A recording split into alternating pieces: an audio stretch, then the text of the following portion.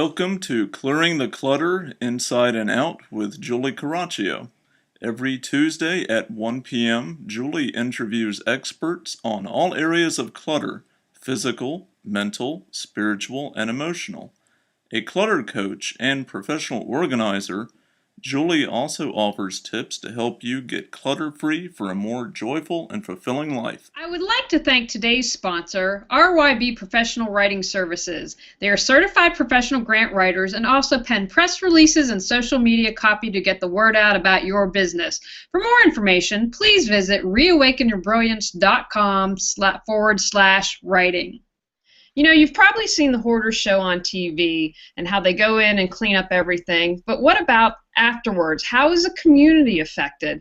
There are things like fire costs, police costs, lost rent depending on the situation. I once read a statistic that in 2009, the city of San Francisco lost over $6 million in such services from hoarders, and that's just in 1 year. We're going to talk about hoarding today and why you need to know information and why it's important that we realize it's a community issue.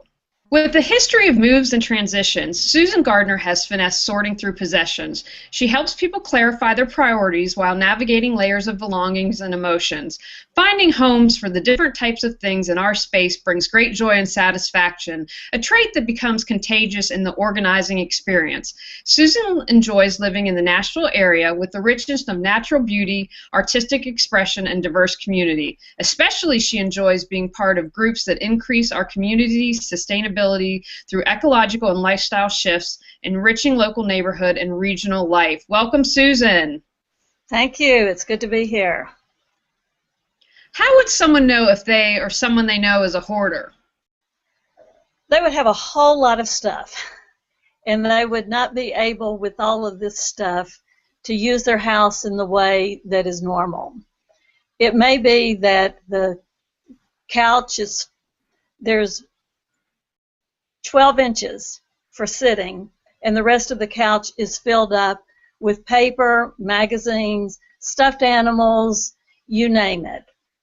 And if there's a lot of stuff and more stuff coming into your house than is going out of your house, that would be a definite sign that a person is hoarding.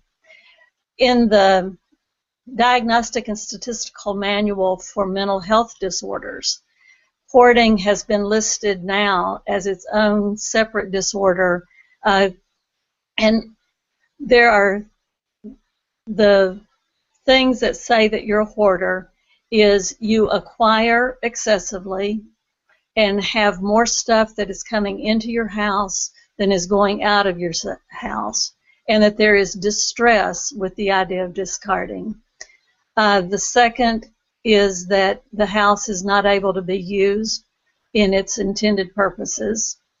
And then the third thing is that there is clinical distress in relationships and in your daily life. Sometimes this is added with poor insight, that it's hard for us to see this. But if a hoarder is ready to see the stuff around them, then they are at a good place to begin addressing their life. And if you're asking, could I be a hoarder? That's a good reason to go take a serious look at the stuff that you have around you.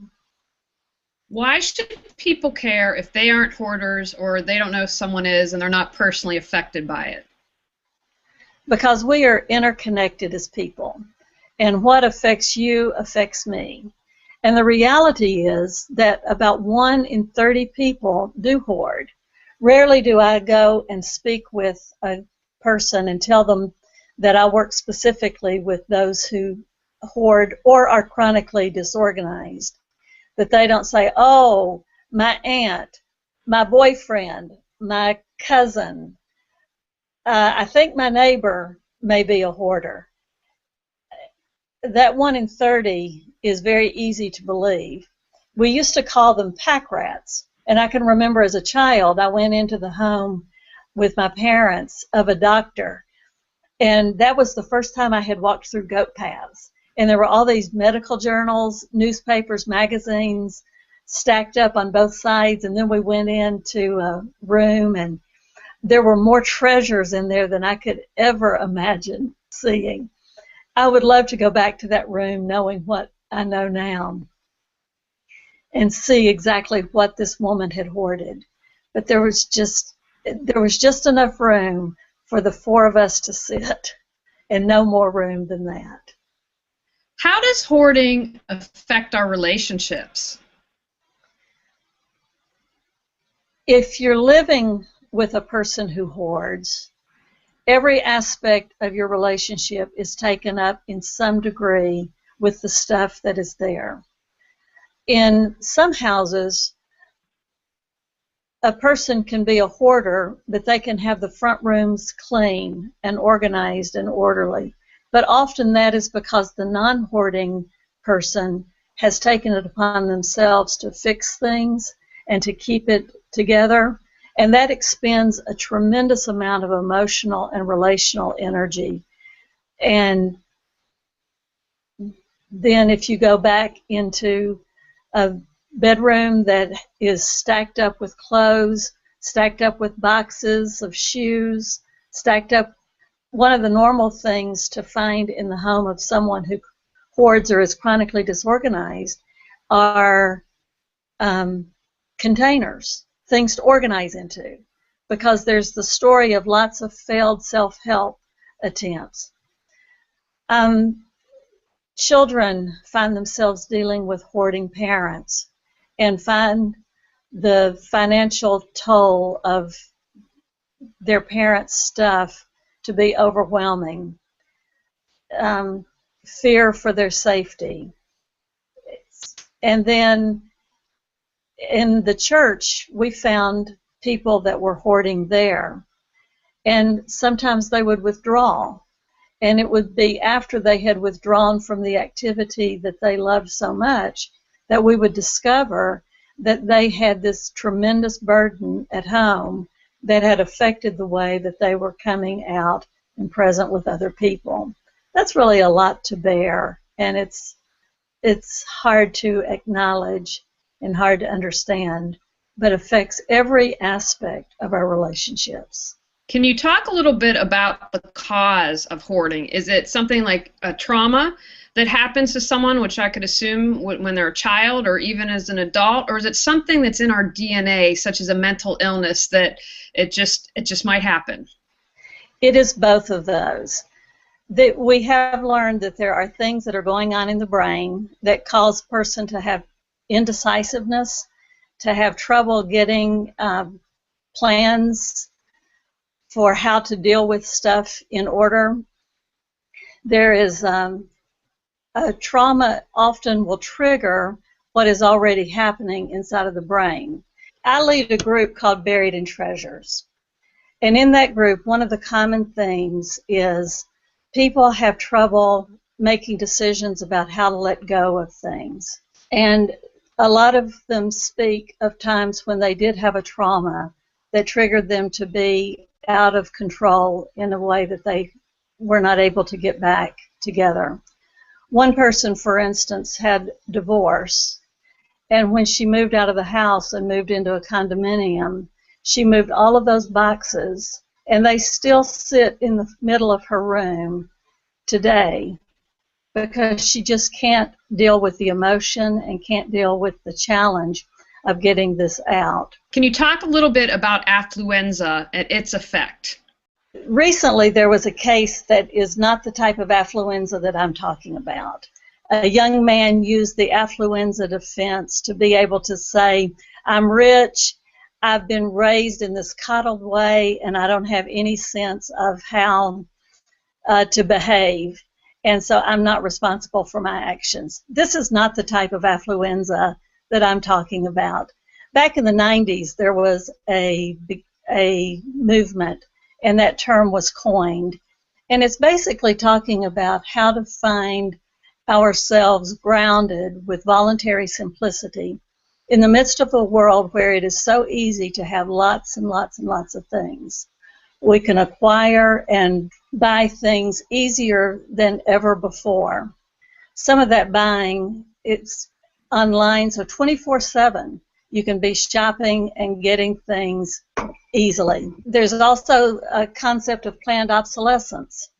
I had a lawnmower one time that someone gave to me. It was a snapper, and it ran like a charm.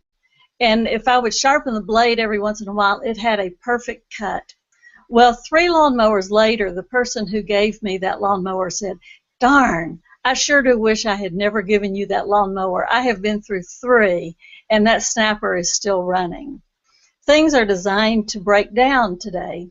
And so if you have a lot of things broken down in your house, what do you do with that? How do you deal with having so many different things that no longer have meaning to us? That brings up my next question. I'm very passionate about being green, not only in organizing, but in my life as well. And, a question that people often ask me is, if you say you're being green, is that really another excuse to hold on to junk? So can you address the environmental concerns? Because I respect if someone's, just as you talked about the lawnmower, don't want to let things go, but they have these broken things in their house. What do you say to that?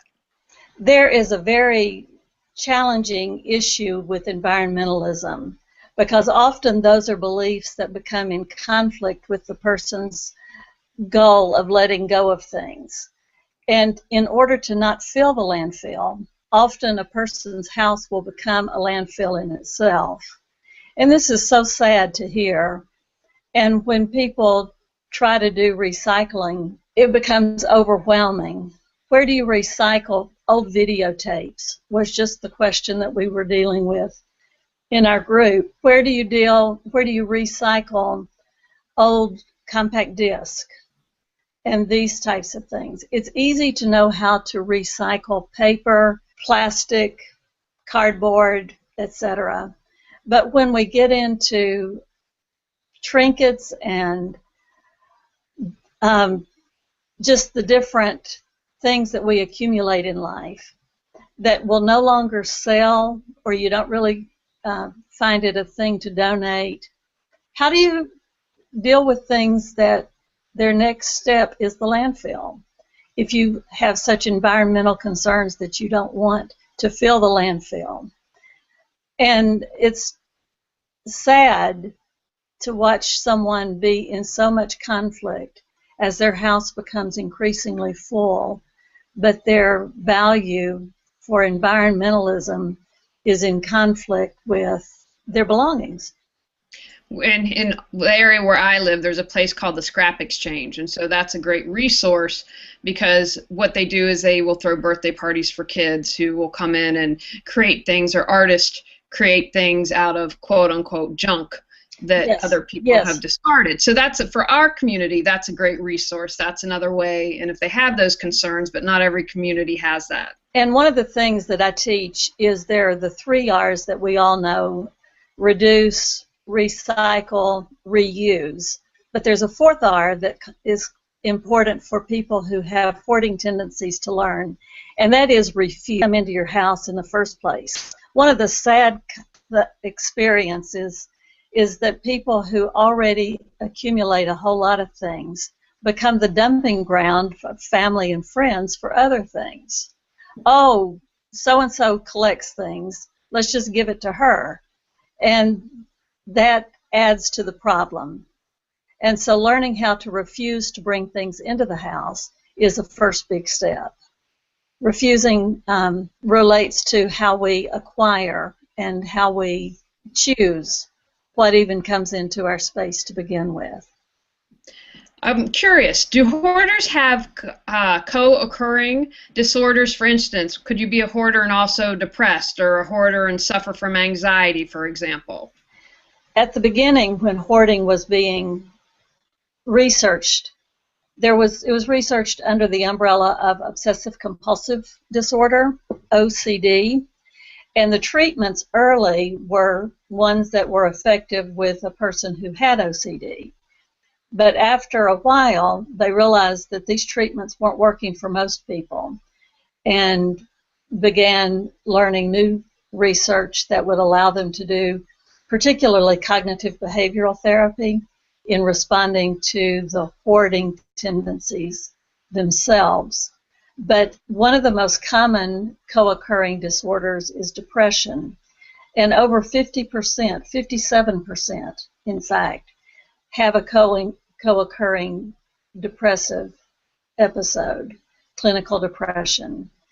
And over 50% have social or generalized anxiety. We do find that about 17% of the population have a co-occurrence with obsessive compulsive disorder, which is lower than people expected.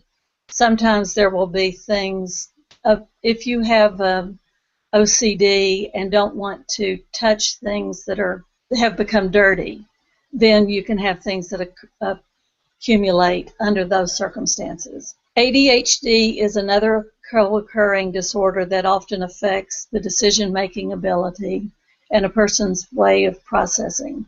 So even though you don't treat hoarding with medication, it's important if you have a co-occurring disorder to treat that with psychotherapy, with medication, with the things that are available to make a difference. It makes dealing with the hoarding easier.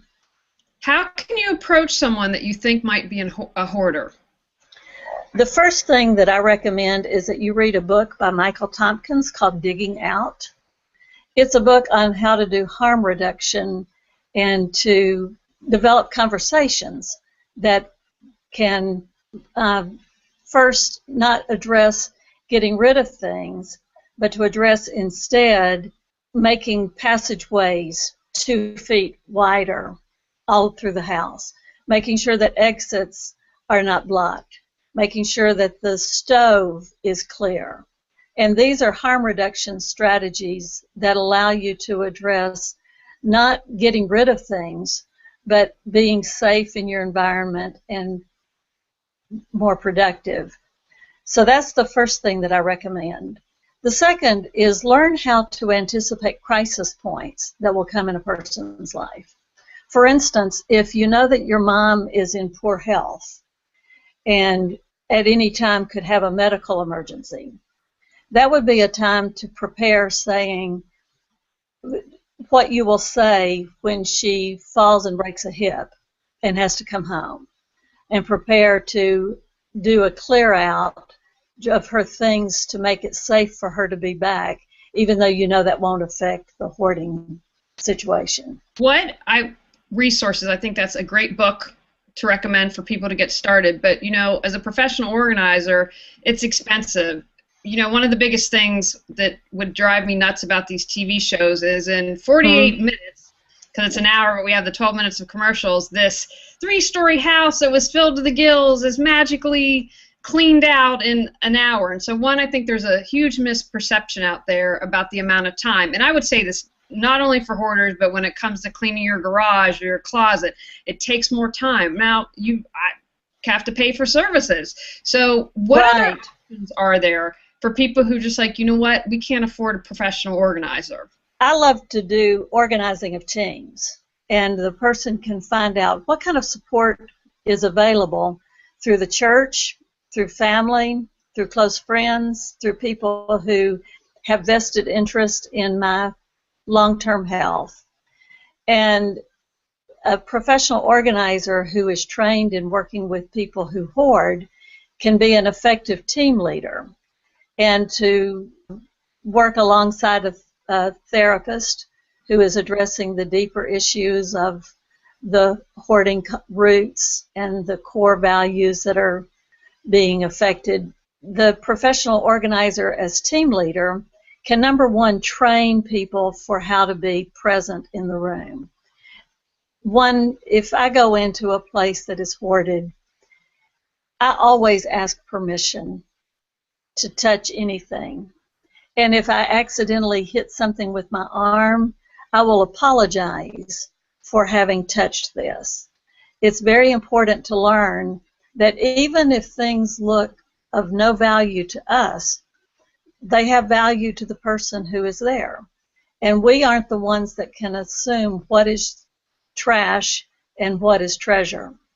So with the team, I would become the point person, and everyone would come through me, and I would be the one who would take it to the person whose house we're working on and ask, do you want to keep this, or how would you like for this to be discarded? Because it can become very overwhelming when a lot of people are present. And you're right that you can work and work and work and barely make a dent. I was in a house the other day and worked for 3 hours. We got the front door opened and were amazed at the corner that we cleared out by the window. It was wonderful work, and I felt so productive in it. And then I got home and I began looking at the pictures of this place and knew then that part of what we had done was organize the stacks into boxes. And after we had organized them into boxes, the boxes had to have some place to go temporarily. And so that went back into the place. It was real discouraging to look at that as I left, and this space that we had been able to sweep clean and dust down was filled again with these boxes. But I looked at the pictures of that area, and it was profound how different it was and how sorted it was. But it was just one small portion of the whole apartment that we were working in. Fortunately, I get to go back and work again, and we'll do the kitchen. Did the book that you mentioned earlier, could someone read that, and when that helped them incorporate a plan? For instance, if they couldn't afford to hire you or someone else that works with hoarders, is that an option that could help them? Digging Out is written by Michael Tompkins, and he does conversations that you can have. It's based on motivational coaching, motivational interviewing, and we ask open-ended questions using I statements, using positive statements, where we connect with the person. He's asked us to do an exercise called the big picture. And you do a column of things I dislike about this person and things I like about this person. And then add up 100% where you know exactly what you dislike about this person at 100% and exactly what you like about this person at 100%. And this way you can see small things sometimes take up more room in our relationship than they ought to take up. And when these small things become the only thing we can see, then we're missing the big picture of the relationship that we have. So Michael Tompkins is good at helping us get to the bigger picture of our relationship that sometimes gets completely lost because we're caught in the clutter and caught in the stuff. Are there any books that you recommend, again, for someone who maybe is like, I can't afford the services, I'm going to try to help the relative, so that sounds like a first step, but maybe a step-by-step guide? I don't know if you've written anything or there's anything out there. The step-by-step guide for people who themselves hoard is called Buried in Treasures. And this is also a helpful book for people who are concerned about another person's hoarding to read. There are little fact files in the midst of it for family and coaches and friends. Buried in Treasures is a workbook, and the workbook is so good at letting people get into what are their thoughts and feelings and emotions and actions, and how can we re-examine those in ways that cause us to treat ourselves with deeper kindness and cause us to accept ourselves not as a person who hoards, but as a person who is strong, capable, positive. And in this group that I lead called Buried in Treasures, the courage of these people to examine the roots of their lives and to go into the traumas that they have experienced previously is phenomenal. And they don't find a lot of change in the clutter by the time we have finished this 15 weeks, but they have found so much change in self-acceptance and in understanding what the dilemma is. That's fantastic, but that's why I do this show, Clearing the Clutter Inside and Out, because my goal is for people to figure out what is the clutter about, whether emotional, physical, mental, spiritual, and then release that and then be able to move forward. Now, I'm curious, can you give an example or two of absolutely what not to do because I've been working with the hoarder? Because My philosophy in life in general is the physician's one, do no harm. And so it's something that I'm very serious about. And I think a lot of people, even with well intentions, can do things that can throw someone back. Even if they start to make progress, just make them withdraw. So what are some things that people should absolutely not do? You should absolutely not think that this person is lazy, because this is not a matter of willpower and just being able to suck it up and get this stuff done. One woman in our group has been able to go and clean out her parents' place very effectively. She can do it, she can make decisions, she can do every single thing that's needed, and their place has now been cleared out and has become safe for the medical people that come in and give them day-to-day support. Can she do this to her house? No. There's this mental block where she is in distress about her things, and she can't make happen for herself what she can easily make happen for other people. Sometimes she gets too caught in the emotions of memories from the past. She's had a lot of trauma in her life, this particular person. And in the divorce that she went through, she lost so much. And now what she has is of such importance and value that she can't begin to comprehend letting go of those things. So if it were a matter of willpower, most people would have changed by now, and their situation would be very different. So number one, do not say, this person is lazy. Or as one person said, oh, you're from the lazy side of the family. Yeah, isn't that crazy? Yeah, it breaks my heart, actually. Yes, it does break my heart, too. The other thing is, don't touch things when you go in.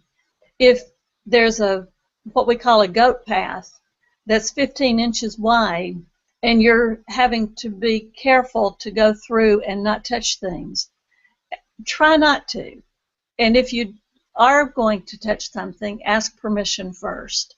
Say, may I move this so that I can sit down? And asking permission is number one.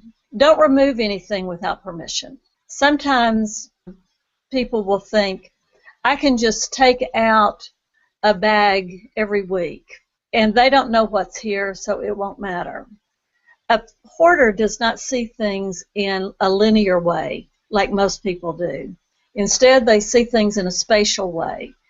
If I were to ask you if you had a stack that was 16 inches high of papers on your table, where is your electric bill? You could say, oh, I think it's about 6 inches down on the right side of the table toward the front.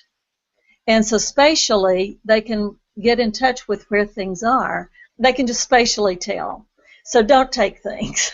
That's the point of this story. Because it looks like it's chaotic, but it's not chaotic in the mind of the person, because this is how they are visualizing their stuff. What would you say to someone who might be watching or listening and they think they might be a hoarder? There is a website called the International Obsessive Compulsive Foundation, IOCDF Foundation. And so if they go to the web address ocfoundation.org/hoarding, ocfoundation.org/hoarding, they will find the most up-to-date information about this, including some tests that they can take to find out how their space ranks and whether or not they have a problem. They can also find videos that describe the characteristics and let them get in touch with their own feelings about this. Second, I recommend buying the book Buried in Treasures, and if possible, join a group. I would love to start a virtual Buried in Treasures group.